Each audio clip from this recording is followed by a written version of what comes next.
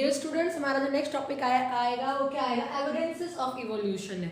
तो हम अभी तक इवोल्यूशन के बारे में जो चीज़ें पढ़ चुके हैं कि इवोल्यूशन क्या होता है। लैमार्क की थ्योरी हमने पढ़ी, उसके बाद हमने चार्ल्स डार्विन की थ्योरी पढ़ी और उसके बाद हमने इलस्ट्रेशंस पढ़े हैं इसके। बिटल का एग्जाम्पल देते हुए आई होप आपको ये सारी चीज़ें समझ में आ गई होगी। अब हम भाई हर कोई, मैंने आपको पहले भी कहा कि जो साइंस है वो प्रूफ मांगती है कि आप हमें अगर आप कल को कोई बात कह रहे हो, कल को कोई साइंटिस्ट बनता है, कोई नई चीज़ इन्वेस्टिगेट करता है, तो में से कोई भी XYZ कोई भी करता है, तो आपसे प्रूफ, ये नहीं कि आपने बता दें ये सारी चीज़ें, तो आपसे प्रूफ मांगा जाता है। तो साइंस किसके ऊपर बेस्ड होती है, प्रूफ के ऊपर। ठीक है, तो साइंस को क्या चाहिए, प्रूफ। तो ये वही एविडेंसेस है। एविडेंस का मतलब क्या होता है, एविडेंसेस ऑफ इवोल्यूशन, मतलब प्रूफ मांगा गया है जिसके अकॉर्डिंग कहा है कि इवोल्यूशन हुआ है। अगर ये प्रूफ नहीं मिलते तो सब यही सोचते कि गॉड इज द क्रिएटर, और आज हम सोचते भी है भी भगवान है, जो कुछ भी है लगा लो। लेकिन जो साइंटिस्ट है, जो भगवान को नहीं मानने वाले लोग हैं, कुछ भी लगा लो है। तो देखो अभी भी मैंने कहा ना, इसके ऊपर आज सबसे ज़्यादा इवोल्यूशन के ऊपर आज भी सबसे ज़्यादा बातें होती है, सबसे ज़्यादा डिस्कवरी के बारे में बातें किया जाता है, सबसे ज़्यादा मतलब जो डिस्कशन होता है इवोल्यूशन वाले टॉपिक पे ही होता है। किसके ऊपर होता है, इवोल्यूशन की नई चीज़ें बनी कैसे। हमने कहा ऑरिजिन ऑफ लाइफ, बैक्टीरिया बना, बैक्टीरिया से मतलब एक तरह से वो भी आर्किबैक्टीरिया बने थे, कहते हैं इस तरह से कि जो केमोट्रोट्रॉप्स थे, ठीक सॉरी कैसे थे बेटा, हेटेरोट्रॉप्स थे, उसके बाद ऑटोट्रॉप में कैसे कन्वर्ट हुए, ऑटोट्रॉप से उसके बाद में एक बैक्टीरिया से चेंज होता क्या हम ह्यूमन बींग्स तक कन्वर्ट हो चुके। तो कहा जाता है इवोल्यूशन की कोई बहुत बड़ी सी किताब है, मोटी सी किताब है, उसमें 1000 पेजेस की किताब है। नॉर्मली इमेजिन मान के चलना 1000 पेजेस की उस किताब है। तो आपको ह्यूमन बींग का इवोल्यूशन 1000वें पेज पर, लास्ट पैराग्राफ में मिलेगा। इसके बीच में इतनी चीज़ें आ जाती है और फिर आप जब उसके बारे में करोगे कैसे कैसे इवॉल्व हुआ है, तो बहुत चीज़ें एकदम से चेंजेस हुए हैं, बहुत चीज़ों के अंदर धीरे धीरे चेंजेस हुए हैं। तो बहुत ज़्यादा मतलब ये सब चीज़ें इवॉल्व हुई हैं, फिर नई चीज़ें बनी हैं, और फिर जिन्होंने माना है कि भाई इन्होंने प्रूफ दिया है कि इस तरह से इवॉल्व हुए हैं ये सारी चीज़ें, तो वहाँ हम आज क्या बात करेंगे, एविडेंसेस, प्रूफ की बात करेंगे। तो यहाँ हम जो प्रूफ पढ़ेंगे, पहला हम पढ़ेंगे पैलेंटोलॉजिकल एविडेंस। क्या पढ़ेंगे बेटा हम, पैलेंटोलॉजिकल एविडेंस। पैलेंटोलॉजी का मतलब क्या होता है, एंसेस्ट्रलिस्ट, मतलब कि जिसे हम fossil, study of fossils, ancestor बोलते हैं। तो पैलेंटोलॉजी का मतलब होता है एंसेस्ट्रल। ठीक है, तो मेरा इसका मतलब क्या हो जाएगा, हम यहाँ पे फॉसिल्स के बारे में बात करेंगे। किसके बारे में बात करेंगे, फॉसिल्स के हम सब डिस्कस करेंगे। सेकेंड अगर हम बात करेंगे तो यहाँ पर हम क्या करेंगे, मॉर्फोलॉजिकल एंड एनाटॉमिकल एविडेंस पढ़ेंगे बेटा। क्या पढ़ेंगे, एनाटॉमिकल एविडेंस पढ़ेंगे। ओके, कि morphology, external features, internal features के अंदर वो जो प्रूफ है। यहाँ पर हम डिफरेंट टाइप के ऑर्गन्स के बारे में बात करेंगे। एक हम यहाँ पे पढ़ेंगे होमोलॉगस ऑर्गन्स। बहुत CBSE में क्वेश्चन पूछा जाता है, हालांकि आपकी बार आपका CBSE ने डिलीट मार दिया इस चैप्टर, इसको इवोल्यूशन को, लेकिन CBSE ने कहा है पढ़ना जरूर है आपको। एक हम यहाँ पे क्या पढ़ेंगे, एनालॉगस ऑर्गन्स पढ़ेंगे। क्या पढ़ेंगे बेटा, एनालॉगस ऑर्गन्स पढ़ेंगे। एक हम यहाँ पे पढ़ेंगे वेस्टिजियल ऑर्गन्स पढ़ेंगे। ठीक है बेटा, और एक हम यहाँ पे पढ़ेंगे एटाविज्म पढ़ेंगे। क्या पढ़ेंगे हम यहाँ पे, एटाविज्म पढ़ेंगे। और एक हम यहाँ कनेक्टिंग लिंक पढ़ेंगे। यहाँ हमने ऑर्गन नहीं कि यहाँ पे कुछ ऐसी सिमिलरिटीज होंगी जो दूसरे ऑर्गेनिज्म से कनेक्ट होती रहेंगी। तो डिफरेंट चीजें इसके अंदर पढ़ेंगे, होमोलॉगस, एनालॉगस, वेस्टिजियल। ये तीन तो हमारे NCERT बुक में भी दी हुई है, फॉसिल्स भी हमारे NCERT बुक के अंदर दिया हुआ है। थोड़ा सा हम आगे NTSC पॉइंट ऑफ व्यू, और ये वाले क्वेश्चन अलग अलग जगह पे NTSC के अंदर पूछे गए। एम्ब्रियोलॉजिकल एविडेंस पढ़ेंगे बेटा हम। क्या पढ़ेंगे हम, एम्ब्रियोलॉजिकल एविडेंस पढ़ेंगे। और फोर्थ अगर हम बात करेंगे तो बायोकेमिकल एविडेंस। बायोकेमिकल एविडेंस में हमारे NCERT बुक में एक पैराग्राफ में लिखा हुआ है, एक में इस तरह से कॉलम बना के उसके अंदर लिखा है, बॉक्स बना के लिखा है बायोकेमिकल एविडेंस। केमिकल मतलब केमिकल, जो लिविंग ऑर्गेनिज्म में केमिकल मिलेंगे उन्हें बायोकेमिकल रहेंगे। और एक अगर हम बात करेंगे तो क्या करेंगे, हम सेलुलर एविडेंस पढ़ेंगे। ओके बेटा, क्लियर है सारे बच्चों को। तो हमें 5 एविडेंस पढ़ना है। अगर मैं आपको बात करूं तो फॉसिल से होमोलॉगस, एनालॉगस, वेस्टिजियल ऑर्गन सीधा लिखा हुआ है, वहाँ पे एम्ब्रियो के बारे में जिक्र नहीं किया हुआ। बायोकेमिकल एविडेंस, ये 3 एविडेंस हमारे NCERT बुक में भी दिए हुए हैं। तो बहुत ज़्यादा नहीं, आज हम क्या पढ़ेंगे इन एविडेंस 1 by 1। ठीक है, एक एक का अलग अलग से वीडियो बना दूंगी। देखो ये एक वीडियो अलग बन जाएगा कि थोड़ा बड़ा टॉपिक बनता है, ये वीडियो एक अलग बन जाएगा, और इन तीनों के बिल्कुल छोटे छोटे आते हैं, 2 या 3 मिनट के पढ़ने आपको, तो इन तीनों से रिगार्ड आपका एक वीडियो बन जाएगा। ओके, ताकि क्योंकि काफ़ी बच्चे क्या कहते हैं, मैं समझती हूँ, मैं जीबी ज़्यादा लगती है, जो भी मेमोरी ज़्यादा होती है, तो वहाँ पे मैं आपको एक एक टॉपिक डिवाइड करके वीडियो बना दूंगी। ठीक है बेटा? ओके, तो आज के टॉपिक में हम क्या पढ़ेंगे, आज की इस वीडियो के अंदर सबसे पहले हम क्या पढ़ेंगे, पैलेंटोलॉजिकल एविडेंस पढ़ेंगे।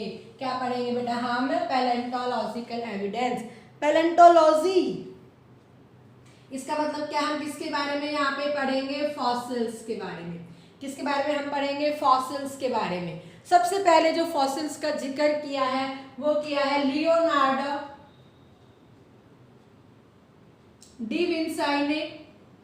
ही is known as father of palaeontology.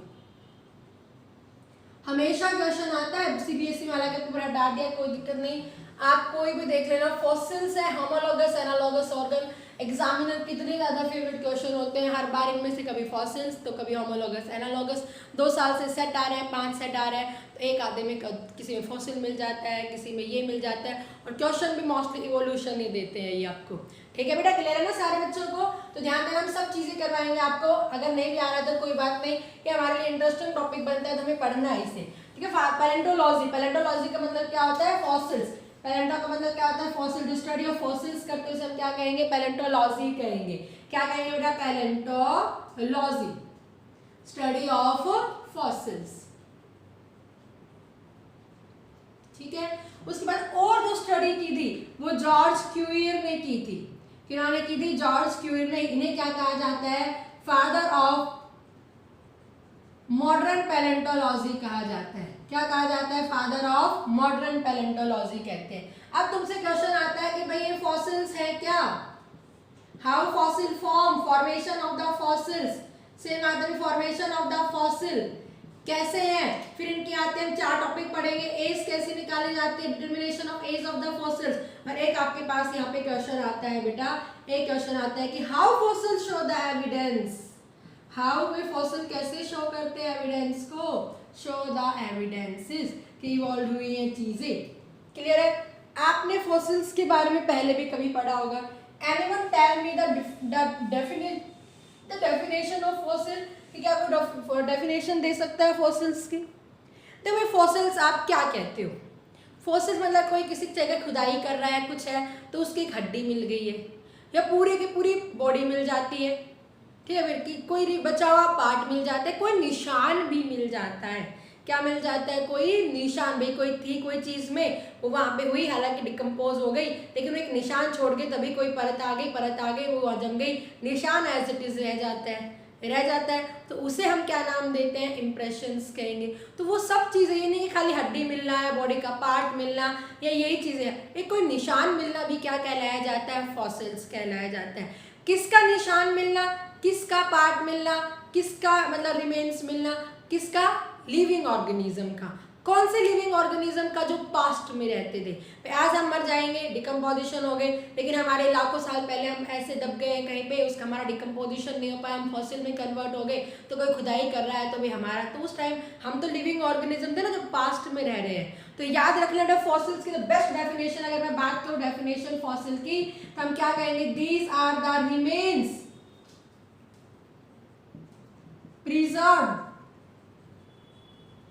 preserved parts and impression of living organism and impression of living organisms. living organisms के होंगे वो सारे के सारे living organisms who live in past, जो पास्ट में रहते थे, उन्हें हम क्या कहेंगे? फॉसिल्स कहेंगे। क्या कहेंगे उन्हें? फॉसिल्स। कि दीज आर द रिमेन्स, ठीक है, बचा हुआ, प्रिजर्व पार्ट से कोई, एंड इम्प्रेशन कोई निशान है, लिविंग ऑर्गेनिज्म का है, जो पास्ट में रहता था, उसे हम क्या नाम देंगे? फॉसिल्स कहेंगे। उसे हम क्या कहेंगे? फॉसिल्स कहेंगे। अब आता है हाउ फॉसिल्स आर फॉर्म्ड। भाई फॉसिल्स कैसे बने हैं? आपको सीधी सी एक बात है भाई, मर जाता है, कोई भी ऑर्गेनिज्म मर गया, एक XYZ से कोई प्लांट है, प्लांट की पत्ती हो गिर गई हो तो डेड होगी, कोई भी मर जाती है तो तुरंत एनवायरनमेंट के अंदर माइक्रो ऑर्गेनिज्म उसे डिकम्पोज करना शुरू कर देते हैं। फेवरेबल कंडीशन मिली, डिकम्पोज हो गया। आप सड़क कहीं जा रहे हो, आपने सड़क किनारे कोई एनिमल मरा हुआ देखा, आप थोड़े दिन बाद आए, उसके बाद आपने हड्डियाँ देखी, या फिर थोड़े दिन बाद देखोगे तो उसी जगह पे एक मिट्टी का ढेर सा मिलेगा, क्योंकि वो क्या हो चुका है, डिकम्पोज हो चुका है। क्या हो चुका है, डिकम्पोज। तो डिकम्पोज हो गया तो उसका कुछ पार्ट ही नहीं बचा। तो फॉसिल्स कैसे बनेंगे, जिनके अंदर वो डिकम्पोजिशन प्रोसेस रुक जाती है, डिकम्पोजिशन प्रोसेस नहीं हो पाती है, डिकम्पोजिशन प्रोसेस नहीं हो पाती है। तो उस तरह से क्या बनेंगे, फॉसिल्स। कैसे कहेंगे कि जैसे ही वो मरे हैं, immediate buried of dead body, या किसी का पार्ट, डेड बॉडी थी वो, या डेड बॉडी थी या कोई पार्ट्स था, immediate buried of the parts, dead body under soil के अंदर दब गई है या किसी आइस के अंदर दब गई है, and prevented from prevented from decomposition process. और किससे बच गई है वो, डिकम्पोजिशन प्रोसेस से बच गई है। डिकम्पोज की ऐसी कंडीशन मिली कि वहाँ micro organism, absence of oxygen रह गया, कोई चीज इस तरह की नहीं मिली, काफी जगह हो जाती से उसका डिकम्पोजिशन हो ही नहीं पाया और वो खुदाई की, मिलती हुई चली गई। तो इस तरह से हम क्या कहेंगे कि फॉसिल्स बने होंगे, कि जैसे जरूर इमीडिएट ब्यूरिड भी नहीं कहेंगे, या तो भाई काफी बार आपने देखा कि हड्डी हड्डी मिली है, काफी बार आपने क्या देखा, हड्डी हड्डी मिली है। इमेजिन करो भाई कोई एक एनिमल था, यहाँ पे ये कोई एनिमल था, ठीक है, इस तरह का एनिमल था, ये एनिमल मर गया, अब इतना ही डिकम्पोज हो गया था, ठीक है, इसकी बॉडी डिकम्पोज हो गई थी, काफी चीजें खाई गई थी, लेकिन एकदम से कहीं से बहाव आता है, रेत का, मिट्टी का, बर्फ आती है, बर्फ के इलाके में था, बर्फ इसके ऊपर एज इट इज गिर गई, अब आधा पार्ट तो इसका खा लिया गया था, आधा पार्ट रह गया था, तो इसलिए कहते हैं कोई पार्ट मिल जाता है, वो तो डिकम्पोज हो पाया था, जैसे वो गिरे थे जो माइक्रो ऑर्गेनिज्म थे उसको फेवरेबल कंडीशन नहीं, माइक्रो ऑर्गेनिज्म भी मर गए और क्या हुआ, डिकम्पोजिशन प्रोसेस भी नहीं हो पाई। इस तरह से क्या बन गए हैं, फॉसिल्स बन गए बेटा, क्या बन गए हैं, फॉसिल्स बन गए। इसीलिए तो आपको कहते हैं कि सबसे ज्यादा जो फॉसिल्स है वो कौन सी रॉक में मिलते हैं,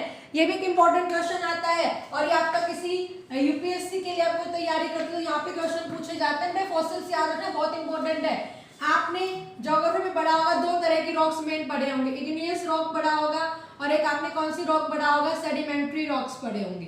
कौन सी रॉक्स पढ़ी होंगी, सेडिमेंट्री रॉक पढ़ी होगी। इग्नियस रॉक मतलब जो एट द टाइम जो कोल्ड होके, हॉट अर्थ के जो लावा से कोल्ड होके जो बनी है उसे हमने क्या कहा, इग्नियस रॉक कही है।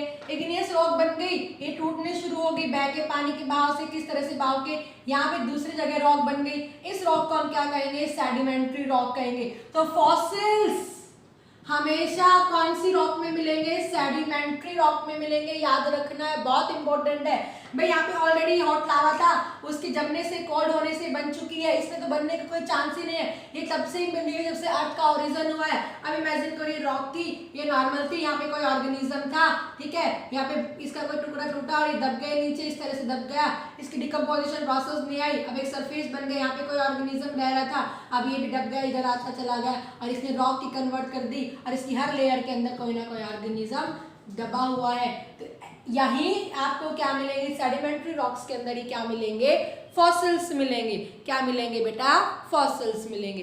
क्लियर है सारे बच्चों को, आगे मेरी बात समझ में। तो हमने अभी तक मैंने जो आपको बताया फॉसिल की डेफिनेशन बताई, सेकंड मैंने आपको बताया कि फॉसिल बनते किस तरह से, ठीक है, क्या बताया मैंने, बनते किस तरह से। तीसरी अगर मैं बात करूं यहाँ पे कि how fossil show the evidence, क्योंकि आजकल एग्जामिनर क्वेश्चन ज्यादा ये वाला देने लग गया था, क्योंकि सबको पता है कि दो कॉमन क्वेश्चन आते हैं, फॉसिल, होमोलॉगस, एनालॉगस ऑर्गन, तो रटवा लेते हैं, लेकिन आजकल क्वेश्चन घुमा दिया, होमोलॉगस और एनालॉगस में भी घुमाना शुरू कर दिया था। How fossil show the evidence, कि फॉसिल एविडेंस को कैसे शो करेगा भाई। कोई भी फॉसिल मिला है, कोई भी फॉसिल मिला है तो उसकी क्या की जाती है, स्टडी की जाती है, उसकी केमिकल्स को स्टडी किया जाता है, उसके डीएनए सीक्वेंस को देखा जाता है, इसका डीएनए सीक्वेंस किससे मैच होता है, किसका फॉसिल्स होगा ये, तो हम क्या कहेंगे, बाय स्टडिंग देयर डीएनए, उसके डीएनए सीक्वेंस को, उसके केमिकल्स को स्टडी करके क्या किया जाता है, वो एविडेंस को शो करेगा। सेकंड क्या करते हैं, एक ही ऑर्गेनिज्म के फॉसिल मिले हैं भाई, सबने सोच लिया कि हाथी के फॉसिल्स मिले, उनको क्रोनोलॉजिकल ऑर्डर के अंदर रखते हैं किसके अंदर रखेंगे? क्रोनोलॉजिकल ऑर्डर, एज के अकॉर्डिंग रखेंगे। भाई फॉसिल, अभी मैं आपको एज निकालने के फॉर्मूले बताऊंगी, तो भाई वहां पे लगा लो सबसे पुराना भाई 2 लाख साल पुराना है, ये 1 लाख साल पुराना है, ये 50,000 साल पुराना है, ये 25,000 साल पुराना है, ये 10,000 साल पुराना है और ये 5,000 साल पुराना है। तो इसको इस तरह से सबसे पूरा जो सबसे लंबी एज का दो सबसे पहले रखेंगे। फिर देखिए फिर क्या क्या चेंजेस हुआ है इसके अंदर। पहले बोन ऐसी थी, अब थोड़ी कन्वर्ट हुई, ब्रेन ऐसा था, अब थोड़ा ब्रेन कन्वर्ट हुआ और आज की तारीख में ऐसा है, और आज वो बिल्कुल प्रेजेंट डे में इस तरह का है। तो उनको एक क्रोनोलॉजिकल ऑर्डर के अंदर रखते हैं, फिर उनमें डिफरेंस को देखते हैं, और ये भी क्या शो करता है कि इवोल्यूशन हुआ है। क्लियर है बेटा? आगे मेरी बात समझ में? आप मानोगे नहीं, फॉसिल्स में जरूरी नहीं कि कोई पार्ट से मिलता है, पूरा का पूरा ऑर्गेनिज्म मिल जाता है। आपने हाथी सुना होगा, लार्जेस्ट हाथी से मैमोथ कहा जाता है। क्या कहा जाता है? 50,000 60 साल पुराने पहले ये मैमोथ थे जिसके बड़े बड़े दांत होते थे, टस्क बहुत बड़े बड़े होते थे, और सबसे लार्जेस्ट हाथी जिसे कहा जाता है अभी तक के, वो मैमोथ थे। अभी 40,000 साल पुराने ये बर्फीले इलाके में रह रहा था, ये मर गया, मरा भी शायद इसीलिए ऐसे ही मरा होगा कि वहाँ पे ये खड़ा था और एकदम से अचानक से उसके ऊपर आके बर्फ का पूरा टुकड़ा गिर गया, वो मर गया और वो दब गया बर्फ के टुकड़े के अंदर ही। आपको पता ना फ्रीज में चीजें क्यों रखते हैं? डिकम्पोज ना हो। तो इतना कम टेम्परेचर वहाँ पे उसको मतलब कि था, लोवेस्ट टेम्परेचर था, ठीक है, तो उसको डिकम्पोजिशन प्रोसेस नहीं हुई और एज इट इज पूरा का पूरा इमेजिन करो, इतना बड़ा हाथी एज इट इज। जब वहाँ पे खुदाई की गई तो देखा तो इतना बड़ा हाथी, वो 40,000 उसकी कार्बन डेटिंग से उसकी एज निकाली गई, वो 40,000 साल पुराना हाथी निकला, और वो इतना उसकी सारी डीएनए को सैंपलिंग को ले लिया गया, ना उसकी स्किन खराब हुई थी, ना उसकी मसल्स खराब हुई थी, कोई भी बॉडी का पार्ट उसका डैमेज नहीं हुआ था। क्योंकि क्या हुआ, जैसे ही वो मराया, कहते हैं कि जैसे भाई वो खड़ा होगा, बर्फ उसके ऊपर गिरी, वो मर गया तुरंत एट द टाइम, और बर्फ के नीचे दबता हुआ चला गया। जब खुदाई की गई तो इतना फ्रेश निकला, मतलब ये लगता है कल का ही मरा हुआ कोई है, कोई, क्योंकि डिकम्पोजिशन तो हो ही नहीं पाई, तो स्मेल कैसे आई, कुछ भी नहीं आता है उसके अंदर। तो उसके सैंपल रखने के बाद कितने बड़े हाथी का क्या किया जाए, तो उसके मांस के मीट, उसका जो मांस था वो कुत्तों को खिला दिया गया, 40,000 साल पुराना। तो प्रिजर्व किसी की फॉर्म में भी रह सकते हैं। रिसेंट की बात है, 3-4 साल पहले की बात है, मैमोथ हाथी का मिलना, बहुत पुरानी भी बात नहीं, लेकिन वो हाथी कितना पुराना था? 40,000 ईयर था। तो फॉसिल कैसे भी मिल सकता है, ठीक है। आगे मेरी बात समझ में? तो मैं वहां से उसका डीएनए सैंपलिंग ले लिया, या हड्डियां भी जो भी मिलती तो उसके क्रोनोलॉजिकल ऑर्डर के अंदर रख लेते एज निकालने के बाद, फिर उसके अंदर देखते भी क्या क्या डिफरेंस है आज और, तो क्या कहेंगे कि इवोल्यूशन हुआ है। क्लियर है बेटा? आगे मेरी बात समझ में? अब जो लास्ट आता है वो आता है determination of age of fossils. क्या आता है बेटा? Determination of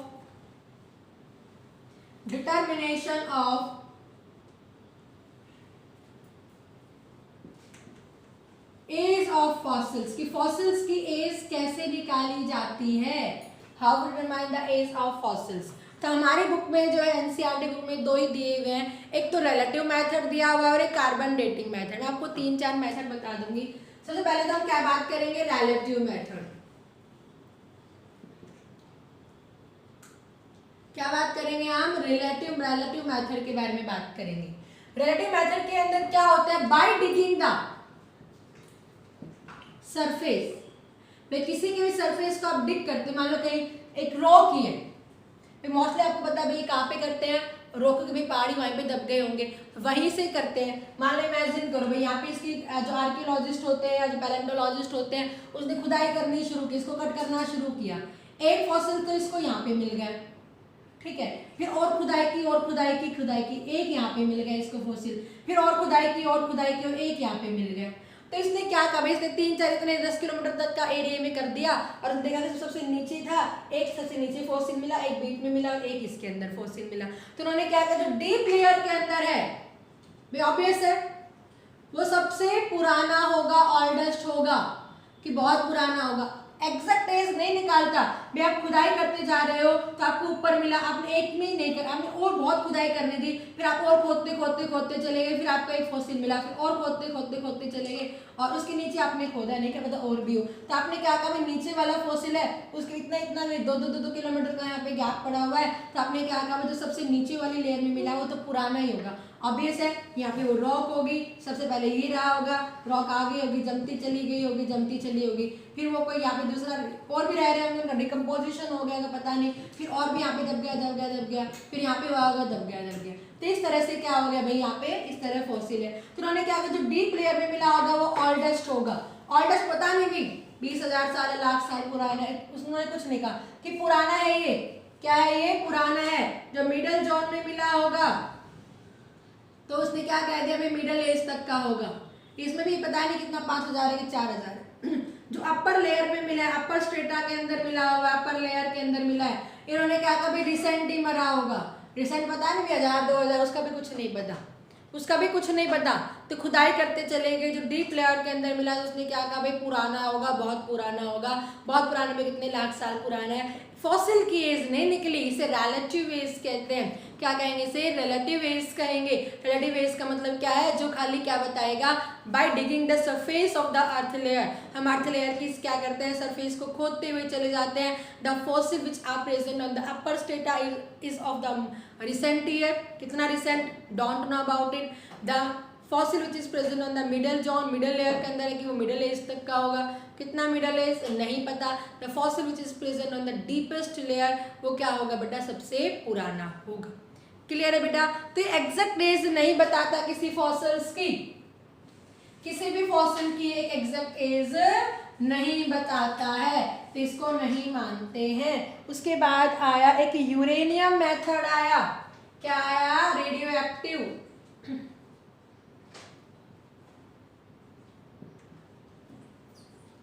radio active uranium method, ये आपके सिलेबस में नहीं है, लेकिन उससे पहले जो आपके सिलेबस में है कार्बन डेटिंग मेथड,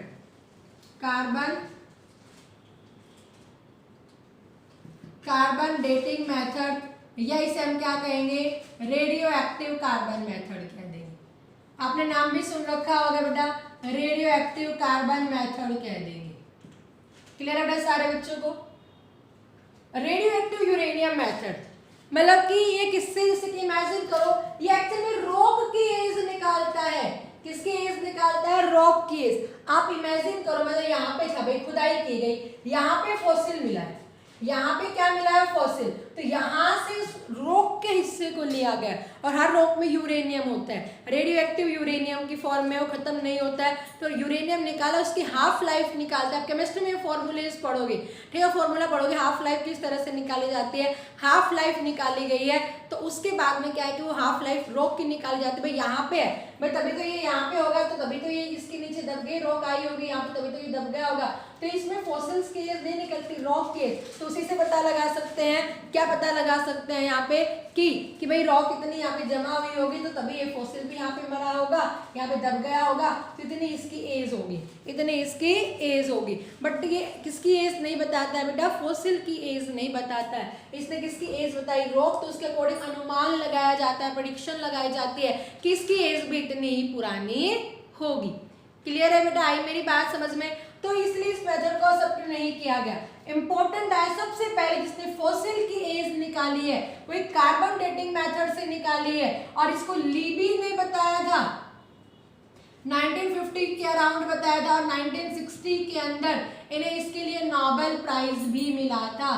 क्या मिला था इनको, इसके लिए नोबेल प्राइज भी मिला था। डॉक्टर लीबी थे जिन्होंने क्या बताया था इस कार्बन डेटिंग मेथड का। इसी से आइडिया यहाँ पे रेडियो एक्टिव यूरेनियम था। फिर उन्होंने क्या कहा कि every living organism has radio active carbon. क्या होते हैं radio active carbon, 14C carbon होगी, और वो मर भी जाता है तो 14C कार्बन है, जल्दी से खत्म। अगर उसका कोई अवशेष मिला भी हुआ है तो उसके अंदर भी 14 कार्बन प्रेजेंट होती है, क्योंकि धीरे धीरे खत्म होती है, इसकी हाफ लाइफ पीरियड बहुत ज्यादा होता है, तो वो खत्म नहीं होती है। अब क्वेश्चन आता है कि 14 कार्बन हम लिविंग ऑर्गेनिज्म में कैसे आई है, तो 14 कार्बन हम लिविंग ऑर्गेनिज्म में किस तरह से आई है, एयर के अंदर 14 जो कार्बन डाइऑक्साइड होती है उसके अंदर 14 कार्बन की फॉर्म में भी प्रेजेंट है। जो कार्बन है थोड़ा सा 14 कार्बन की फॉर्म में भी ये प्रेजेंट है। कार्बन डाइऑक्साइड किसने ली? प्लांट्स में ली। प्लांट्स ने क्या बनाया? कार्बोहाइड्रेट बनाया, तो वहां पे भी चली गई। एवरी लिविंग ऑर्गेनिज्म डायरेक्टली या इनडायरेक्टली किसके ऊपर डिपेंड रहता है? प्लांट्स के ऊपर। बेगे कार्निवोरस है, उसने क्या खाया? गोट खाया, तो गोट प्लांट खा रही है, फिर उसके अंदर चला जाएगा। तो हम हर लिविंग ऑर्गेनिज्म के अंदर रेडियो एक्टिव कार्बन 14 होता है। क्या होता है? रेडियो एक्टिव कार्बन 14 होता है, क्योंकि एयर में कार्बन डाइऑक्साइड में प्रेजेंट होता है, वहां से हमारे अंदर चला जाता है, हम मर जाते हैं। लेकिन अगर हमारी पूरी बॉडी डिकम्पोज हो जाती है, फिर से वो एयर में चला जाता है। अगर हमारा कोई हिस्सा रह गया, बोन रह गया, तो उसके अंदर कार्बन 14 मिलेगा, और कार्बन 14 निकाल के उसकी हाफ लाइफ भाई, एक हाफ लाइफ इसकी 4500 के अराउंड होती है ईयर में। तो कितने कार्बन मॉलिक्यूल है, तो उसको मल्टीप्लाई कर देते हैं भाई, 2 बचे 3 बचे, मल्टीप्लाई करके उसकी क्या निकाल दी जाती है? एज निकाल दी जाती है। बट कहते हैं कि इसलिए 36,000 से ज्यादा की एज नहीं निकाल पाता, क्योंकि इतने पुराना होने के बाद ये अपने आप खत्म होना शुरू हो जाता है कार्बन। तो ये 36,000 ईयर्स तक की एज निकाल सकता है, बहुत ज्यादा नहीं निकाल सकता। लेकिन ये एग्जैक्ट एज निकालता है फॉसिल्स की। क्या निकाली इसने? सबसे पहले जो एग्जैक्ट एज निकाली है वो किसके मेथड से निकली है? कार्बन डेटिंग, क्योंकि इसमें लिविंग का जो भी मिल रहा है, लिविंग का जो भी पार्ट मिल रहा है, उसके अंदर कार्बन 14 को निकाल के फिर उसकी एज निकाली जाती है। क्लियर है? लेकिन आज की तारीख आप आज देखते हो 3 लाख साल पुराना है, 10 लाख साल पुराना है, इतने लाख साल पुराना है, मैं हमने एज निकाली है। आज की तारीख में जिसको यूज किया जाता है वो इलेक्ट्रॉन स्पिन मेथड है। कौन सा है? Electron spin method. हमारी बॉडी किसकी बनी हुई है? कार्बन, हाइड्रोजन, ऑक्सीजन, नाइट्रोजन, इन्हीं की तो बनी हुई है। कार्बन, हाइड्रोजन, ऑक्सीजन किसके? एक एटम ही है, मॉलिक्यूल ही तो है। एटम किसके बने होते हैं? Proton, electron and neutron. और इलेक्ट्रॉन कभी चीज खत्म नहीं होती, कोई भी अवस्था मिलता है, उस इलेक्ट्रॉन से निकाल के उससे क्या निकाली जाती है? एज निकाली जाती है। लिविंग ऑर्गेनिज्म जो मिलियंस तक की एज निकालता है। तो आज की तारीख में सबसे एडवांस जो मेथड आता है इलेक्ट्रॉन स्पिन। हालांकि पोटेशियम मेथड भी आया था, बट पोटेशियम मेथड भी किससे रिलेट था? रॉक की एज से, ना कि फॉसिल की एज से। क्लियर है बेटा? आगे मेरी बात समझ में? तो ये हमने क्या कही? एज निकालने के फॉर्मूले। एक आया रिलेटिव मेथड। रिलेटिव मेथड में हमने क्या कहा? By digging the earth surface की लेयर को हमने खोदते टाइम जो मिलेंगे उसके अकॉर्डिंग पहली लेयर पे ऊपर मिल रहे, फिर लेयर मिल रहे, फिर उसके अकॉर्डिंग हम एज बताते हैं कि पुराना है या नया है, बस खाली एक एज ईयर्स में एज नहीं बताई। फिर एक रेडियो एक्टिव यूरेनियम मेथड है, उसमें एक्चुअल में रॉक की एज निकालते कि यहाँ से रॉक है तो इतनी साल बाद जमी होगी इस तरह से। तो वहाँ पे अगर फॉसिल है तो भाई वहाँ पे रॉक लिया जाता है, इसमें इतना यूरेनियम है, रेडियो एक्टिव यूरेनियम है, उसको कैलकुलेट किया जाता है, हाफ लाइफ पीरियड निकाली जाती है। भाई रॉक तभी तो है, फॉसिल यहाँ पे था, पहले ऑर्गेनिज्म रहा, अगर अब दब गई होगी तो वहां से कि हाँ भाई इतने साल ही पुराना भी होगा। ठीक है? उसके बाद अगर हम बात करेंगे तो फिर कार्बन डेटिंग मेथड आया। लीबी ने बताया, डॉक्टर लीबी इस 1950 के अराउंड बताया था, 1960 में इसको नोबेल प्राइज भी मिला था। इसने क्या किया? लिविंग ऑर्गेनिज्म से कार्बन निकाल के उसके बाद हाफ लाइफ करके उसकी फिर क्या निकाली जाती है? Exact as of the exact as निकाली जाती है फॉसिल्स की। और ये 36 से 37,000 से ज्यादा नहीं निकाल पाता है। और उसके बाद जो है वो कौन सा? Electron spin method, the best method आज की तारीख में इसको यूज किया जाता है, इलेक्ट्रॉन स्पिन मेथड यूज किया जाता है। क्लियर है बेटा? आगे मेरी बात समझ में? अब अगर मैं एक छोटी सी बात और कहूं,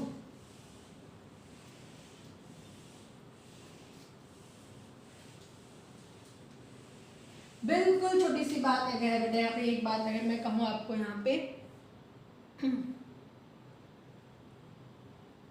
वो हमारे एनसीईआरटी, और एक क्वेश्चन ध्यान देना, ओनली हमारी एनसीईआरटी बुक में कुछ फॉसिल्स लिखे हुए, फॉसिल्स के डायग्राम दिए, अपने देख लेना। यहाँ पे एवोल्यूशन में एक फॉसिल इस तरह से लिखा हुआ है, मतलब ऐसा मिला है, एक फॉसिल मिला हुआ है डिगिंग करते टाइम पे।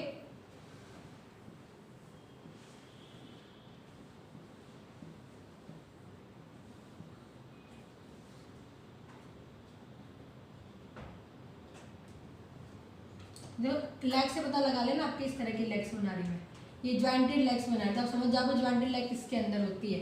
और एक अगर मैं बात करूं, ये हड्डियां मिली हुई हैं,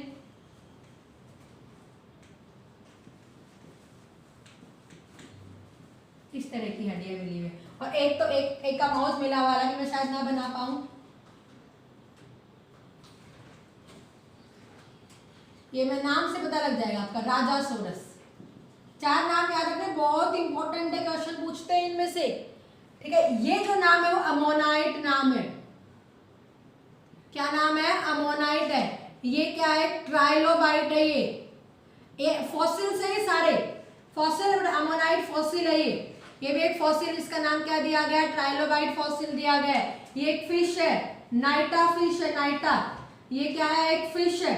और एक राजासोरस है जो एक रेप्टाइल का मेंबर है। किसका मेंबर है, रेप्टाइल। ये सबको पता लग रहा है, कैसे दिखाई दे रहा है, एप्पल स्नेल, जैसे स्नेल के ऊपर होता है, एक मोलस्का का मेंबर है ये। किसका एंसेस्टर रहा होगा, ये मोलस्का का है। ट्राइलोबाइट में जॉइंटेड लेग्स दिखाई गई है, तो किसका मेंबर रहा होगा, आर्थ्रोपोडा। और ये दोनों ही क्या होते हैं, इनवर्टिब्रेट। मैं बताऊंगी किस तरह से क्वेश्चन पूछते हैं। क्या रहे हैं ये, इनवर्टिब्रेट्स रहे हैं बेटा, क्या रहे हैं ये, इनवर्टिब्रेट्स रहे हैं।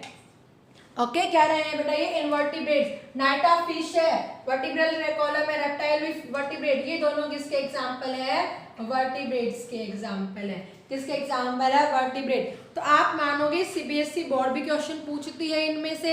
एनसीईआरटी बुक में दिया था, एनसीईआरटी को तो वो बिल्कुल भी नहीं छोड़ते हैं, पहला प्रेफरेंस देते हैं। और बहुत ज़्यादा टीचर्स क्या होता है, इवोल्यूशन में मोस्टली मैं बताती हूँ, फॉसिल्स बता दिया, ठीक है। अगर मैं बात करूँ उसको होमोलॉगस एनालॉगस ऑर्गन बता देते हैं, फॉसिल्स की सारी बता देंगे, एज बता देंगे। लेकिन एनसीईआरटी को फॉलो नहीं करते और ये चीज़ें नहीं बताते हैं। ये चीज़ें नहीं बताते, तो आपको याद रखना है कि यहाँ पे क्वेश्चन आता है, the fossil ammonite belongs to Mollusca, Arthropoda, fish या रेप्टाइल, जो दिए उन्हीं से पूछेंगे। तो यहाँ पे आपको याद रखना, अमोनाइट मोलस्का का मेंबर है, अमोनाइट एया मोलस्का का मेंबर है। ट्राइलोबाइट, ट्राइलोबाइट आर्थ्रोपोडा का मेंबर है। किसका मेंबर है, Arthropoda. Trilobite is a fossil which belongs to, या इनवर्टिब्रेट से वर्टिब्रेट लिखा मिल जाएगा। तो बट आपको मेन चीज याद रखनी है, आपने एनसीईआरटी बुक में लिखा आर्थ्रोपोडा का मेंबर है। और नाइटा लिखा है, नाइटा, नाइटा इज अ फिश लिखा नहीं हुआ कहीं पे भी, नाइटा फिश नहीं लिखा मिलेगा आपको। नाइटा बिलोंग्स टू द वर्टिब्रेटा का है। अगर डायग्रामेटिक काफी में डायग्राम दे देते हैं, आए हुए काफी में क्या दे देंगे, diagram. This is a fossil which belongs to, तो आपको लिख देना मोलस्का। एक में ये वाला डायग्राम दे देंगे, तो ये किसका हो गया, ट्राइलोबाइट है। तो नाम भी पूछ लेंगे, चारों के नाम पूछेंगे, ट्राइलोबाइट, ठीक है, जो आर्थ्रोपोडा का मेंबर है। और फिश तो देखते ही सब पहचान जाते हैं,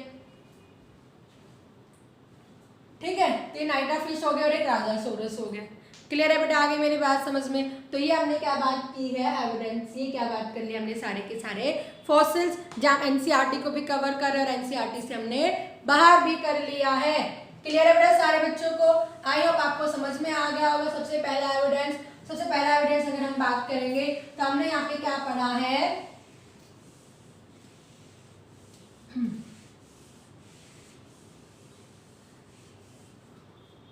सबसे पहले एविडेंस के अंदर अगर हम बात करेंगे तो हमने सबसे पहले एविडेंस में क्या पढ़ा है, सारे बच्चे बोलेंगे, मेरे साथ साथ रिवाइज करेंगे। कौन सा एविडेंस पढ़ा हमने, पैलेंटोलॉजिकल एविडेंस पढ़ा है। क्या पढ़ा है हमने, पैलेंटोलॉजिकल एविडेंस। पैलेंटोलॉजी का मतलब क्या होता है, स्टडी ऑफ फॉसिल्स। क्या होगा बेटा, स्टडी ऑफ फॉसिल्स होगा। क्लियर है। और फॉसिल्स का अगर हम बात करेंगे, लियोनार्डो डी विंसाई ने बताया था, फादर कहा जाता है क्यूएर को, और स्टडी के मॉडर्न पैलेंटोलॉजी कहा जाता है, फादर ऑफ मॉडर्न पैलेंटोलॉजी। नाम नहीं पूछेंगे। फॉसिल्स होते क्या है, एग्जाम्पल या दीज आर द रिमेन्स, ठीक है, प्रिजर्व पार्ट्स और इम्प्रेशन ऑफ लिविंग ऑर्गेनिज्म, और impression of living organisms who live in past, जरूर लिख रहे हैं, ये बहुत अच्छी डेफिनेशन है, हु लिव इन पास्ट, ठीक है। बहुत बुक में आपको सीधा सा लिखा रिमेन प्रिजर्व, किसका रिमेन प्रिजर्व, तो याद रख रहे हैं, एग्जैक्ट डेफिनेशन होती है फॉसिल्स की। फॉसिल्स कौन सी रॉक में मिलेंगे, सेडिमेंट्री रॉक में मिलेंगे। अगर आपको पता है तो सेडिमेंट्री रॉक का एक दूसरा नाम क्या होता है, स्ट्रेटिफाइड रॉक भी होता है, ठीक है, स्ट्रेटिफाइड लेयर से बनी हुई है ये, सेडिमेंट्री रॉक के अंदर मिलेंगे। और कैसे बनते हैं, विदाउट डिकम्पोजिशन प्रोसेस, कि इनके अंदर क्या हुआ, ना टेम्परेचर ना प्रेशर, किसी का भी फर्क नहीं पड़ा, किसी तरह से भी कोई डिकम्पोजिशन प्रोसेस ना ही, ना तो माइक्रो ऑर्गेनिज्म से, ना टेम्परेचर ना प्रेशर। आपने देखा ना जो फॉसिल्स बहुत नीचे नीचे तक चले जाते हैं, वही तो पेट्रोल और इसके अंदर कॉल के अंदर कन्वर्ट हो रखे हैं, क्योंकि वो टेम्परेचर प्रेशर से डिकम्पोज होकर उनका ऑयल बन चुका है। पता है आपको सबको, बहुत अच्छे बच्चे हो, इंटेलिजेंट बच्चे हो, तो यहाँ पे किसी तरह का भी कोई डिकम्पोजिशन प्रोसेस नहीं हुआ, न प्रेशर न टेम्परेचर, किसी भी तरह की कोई चीज़ नहीं हुई। देन अगर हम बात करेंगे यहाँ पे बेटा, तो हमने यहाँ पे क्या बात की, हमारे पास में हो गया। नेक्स्ट अगर हम बात करेंगे तो हमने क्या बात की थी कि हाउ कैसे शो करेंगे एविडेंस को। सबसे पहले हम उनकी डीएनए, उनके प्रोटीन का, उनके जो भी मॉलिक्यूल्स के है उनका स्ट्रक्चर आइडेंटिफाई करते हुए कौन से ऑर्गेनिज्म से ज्यादा मैच कर रहा है, तो वही, ठीक है, क्योंकि थोड़ा बहुत ही सब में डिफरेंस होता है। सेकंड हमने क्या लिखेंगे, उसको क्रोनोलॉजिकल ऑर्डर के अंदर लिख देंगे, मतलब एज के अकॉर्डिंग उनका एक ऑर्डर में लिखेंगे, फिर उनकी डिसिमिलरिटीज एंड डिसिमिलरिटीज को नोट करेंगे, फिर हम क्या कहेंगे, this are the evidences. Then हमने क्या कहा, एज ऑफ फॉसिल्स, क्या निकाली हमने, एज ऑफ फॉसिल्स निकाली। तो एज ऑफ फॉसिल्स हमने मेन दो मेथड होते हैं, एक रिलेटिव मेथड होता है, ठीक है, by digging the earth layer से। सेकंड अगर हम बात करेंगे तो दूसरा हमने क्या कहा बेटा, एक रिलेटिव मेथड हो गया। दूसरा अगर हम बात करेंगे तो एक रेडियो एक्टिव यूरेनियम मेथड भी बताया, रेडियो एक्टिव यूरेनियम मेथड भी बताया। ये किसके लिए होती है, रॉ केस निकालने के लिए, तो उससे अनुमान लगा लेते हैं। थर्ड हमने क्या बताया, रेडियो एक्टिव कार्बन मेथड, ऐसे हम क्या भी नाम देते हैं, कार्बन डेटिंग मेथड भी कहेंगे। The exact method doctor Li भी ने इसे बताया था और उसके लिए इनको नोबेल प्राइज भी मिला था। और फोर्थ अगर हम बात करेंगे आज की तारीख में जिसको यूज किया जाता है वो इलेक्ट्रॉन स्पिन मेथड यूज किया जाता है। क्या यूज किया जाता है, इलेक्ट्रॉन स्पिन मेथड को यूज किया जाता है। और लास्ट में हमने अकॉर्डिंग टू एनसीईआरटी कुछ के नाम देखे, एक मैंने अभी बताया, इस तरह से हमने बना दिए।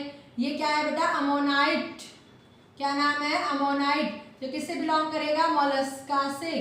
किससे बिलोंग करता है, मोलस्का से। ये मैंने बना दिया, इस तरह इसके डायग्राम भी जरूर याद रखने हैं। ये किससे बिलोंग करेगा, आर्थ्रोपोडा से। और क्या नाम है इसका, ट्राइलोबाइट, क्या नाम है इसका, ट्राइलोबाइट। और ये इस तरह की एक फिश है, ये क्या फिश का क्या नाम है, नाइटा, ठीक है। और जो किससे बिलोंग कर रही है बेटा, क्या फिश किससे बिलोंग करेगी, एक फिश से बिलोंग करेगी। और इस तरह का एक माउथ सा दिखाया गया है, और ये क्या है, राजा सॉरस, डायनासोर का माउथ है ये। तो किससे बिलोंग करता है, रेप्टाइल से बिलोंग करेगा। तो ये सारी चीजें आपको याद रखनी है। आई होप आपको पहला एविडेंस समझ में आया होगा, पैलेंटोलॉजिकल। तो नेक्स्ट हम क्या पढ़ेंगे, मॉर्फोलॉजिकल एंड एनाटॉमिकल एविडेंस। यहाँ पे भी बहुत इंपॉर्टेंट क्वेश्चन बनते हैं, ठीक है बेटा। Okay bye.